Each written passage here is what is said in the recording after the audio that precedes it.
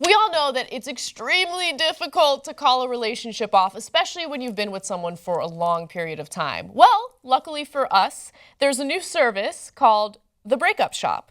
It's literally an organization or a company that will do the dirty work for you.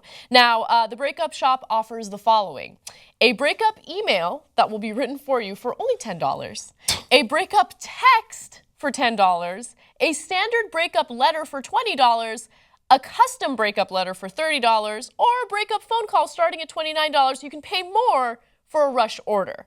Now, in the day and age where ghosting is a thing and people just are so much of a pussy that they can't handle a breakup and they just like disappear, I guess this is a little better, but in the grand scheme of things, this is what it is. It's a pussy move. Yeah, the idea is that you're paying someone for the service so you don't have to make this awkward text or email or phone call, right? But then who's going to get this random person's phone call and then not respond to you directly and be like, you just paid someone $30 to fucking call and break up with me? Like, you're such a pussy. But actually, I mean, maybe it's genius, because if I were to receive that, I'd be like, wow, we are really done. You just paid someone to break up with me. You are dead to me. Like, I am not interested in you ever again. But I still can't believe that this is a service, and I would really urge people to look at to read the full article, because she recorded her phone call. You can hear that. It's incredibly painful. It's so awkward, even though that, you know, this was an arrangement that he did with his girlfriend. It's just, this is the 21st century? I guess it's like Tinder for cowards. Is it better than ghosting? Is it better than ghosting? Yes, it really is. It is better than ghosting, because at least there's some form of closure, although it's not the best form of closure.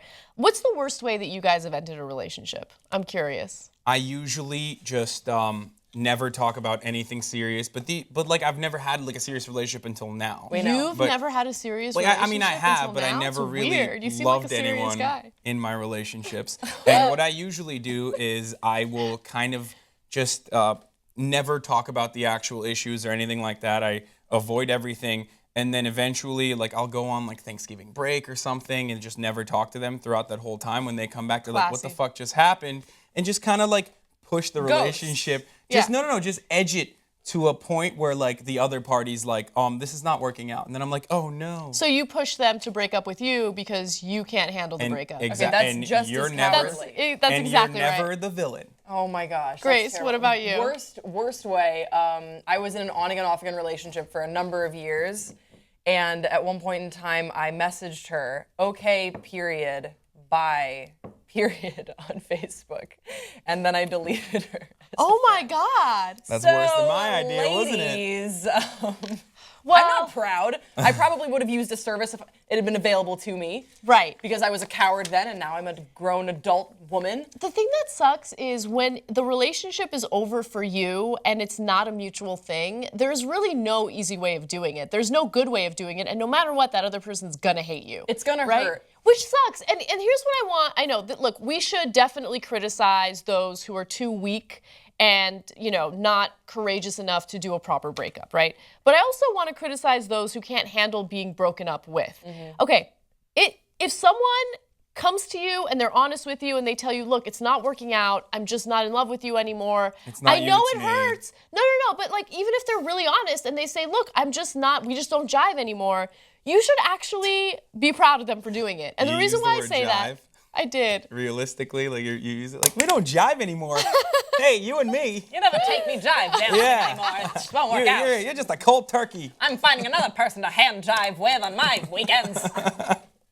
No, that was great though. Okay, but like, just consider the fact that they're doing you a favor, because the worst thing is for you to expect someone to remain in that relationship with you when they don't love you anymore, and then they're stopping you from meeting someone that you are worth being with. Yeah. You know? That wants you back. That wants you back. Yeah. If someone doesn't want to be with you, there's no, I don't think there's any pride or there's nothing to relish being with that person. Right. I totally agree. Isn't it obvious that relationships are mutual? They should be mutual. No, I don't think so. I mean, that's obvious. No, they shouldn't be mutual. No. Sounds like I've been with mad girls that hated me. Most of the girls I've been with thought I was all I'm saying is, of course I'm going to get backlash from this panel of all panels, but all I'm saying is it's not always very obvious that both parties are feeling the same way. It's not. And I guess this service provides something great for people who don't have the power to actually go up and be like, hey, I don't love you, or I never did. So here, I'm going to pay this guy in Idaho to call you in my place. I just feel like this day and age with like safe spaces and like coddling college students all the time, this is just another example of like the wussification of society. Like, be courageous, do what you need to do, be honest, give that person closure, and just don't be a dick. It's that simple.